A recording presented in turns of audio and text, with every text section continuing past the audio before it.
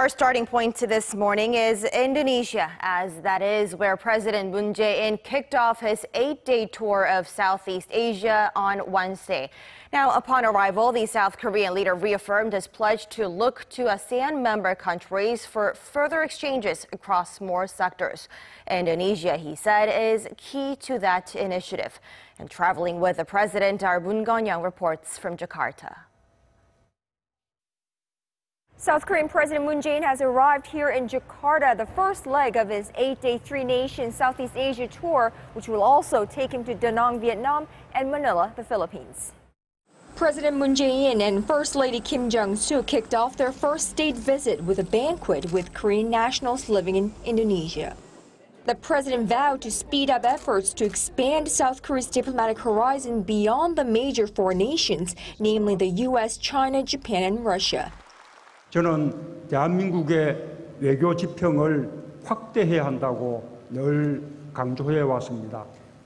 주변 4대국을 넘어 우리의 시야를 넓혀야 대륙과 해양을 잇는 교란국가로 지정학적 이점을 살려나갈 수 있기 때문입니다.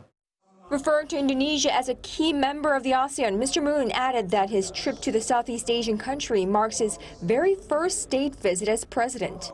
양국 간의 실질 협력의 분야와 규모도 확대되었습니다. 인도네시아에 진출한 우리 기업이 3,000여 개에 이르고 있습니다. 인도네시아는 잠수함과 차세대 전투기를 우리와 공동 개발하는 유일한 나라가 되었습니다. Pledging customized support for the Korean community here, comprised mostly of families of businesses that have tapped into the market.